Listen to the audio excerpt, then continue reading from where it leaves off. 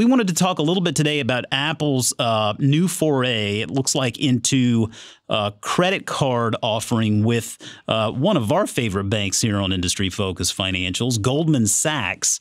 I got to admit, when I was reading this thing, my first inclination was to say this is not going to matter at all. And then I took a step back and said, wait a minute, okay, let's keep an open mind and think about how this could matter, how this could play out for Apple. After giving it some deliberate thought, I came to the same conclusion. I just don't know that this is something that's going to matter really at all, but I could be totally wrong. What's your take on this? I'm with you in the sense that I don't think it's going to matter that much to Apple. I think that they really don't. It doesn't matter who their credit card partner is. Whoever gives them the best deal is who they should probably go with. It could matter big time to Goldman Sachs, depending. And a lot of the early reviews are exactly what you just said, that this is not going to be a needle-moving credit card. It's not going to be a big deal. The rewards rate is nothing you can't get anywhere else.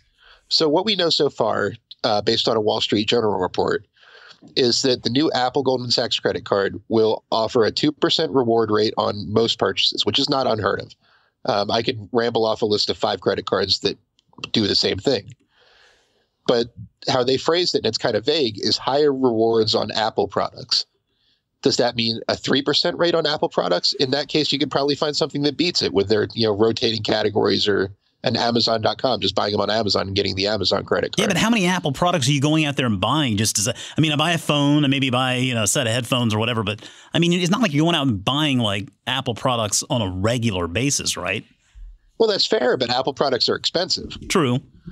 So, and if you have something like a 5% reward rate and combine it with something like, 0 interest financing on any Apple purchase forever, then now you got my attention.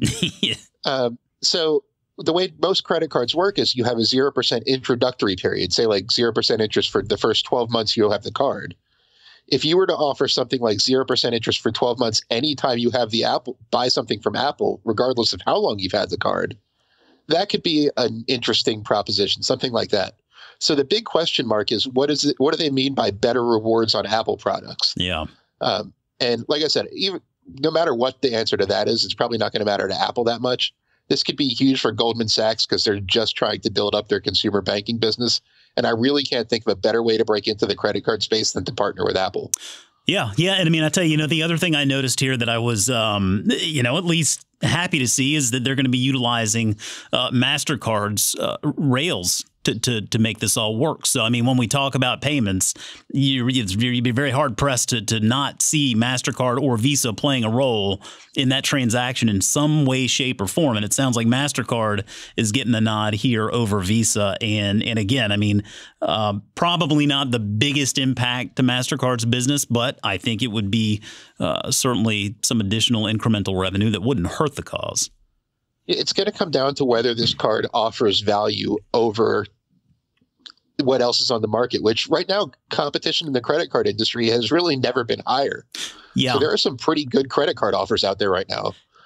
So that's kind of what all the reviews are getting at, where this will need to be a real, unique product to move the needle for either company. It sounds like they're trying to make that unique or they're trying to present that unique offering by incorporating it to your phone. They integrate the card into your phone, and it's supposed to let consumers set spending goals, track your rewards, manage your balances. So in theory, it should help folks manage their money a little bit better, perhaps a little bit easier to do if you're just, using your iPhone to do all of this stuff. And maybe there's something there. I mean, I don't know. I mean, I feel like online banking certainly gives you all of these tools already. It's pretty easy to manage your money with whatever online banking tools you had, card or bank. So, again, I don't know. I mean, I certainly don't see this offering as something geared towards someone like me, given that I've already, got credit cards that I've established and I'm happy with. But I could certainly see a younger generation of users that are coming up that are looking to get their first credit card or perhaps add another credit card to their arsenal.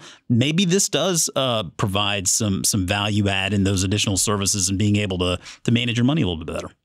Yeah, for somebody like me or you, it would have to be, like I said, something kind of extra special to get me to to sign up for yet another credit card when I have some that I'm very happy with. So we'll have to see. There's still a few big question marks, but I think it has the potential to be a bigger deal for Goldman than it does for Apple.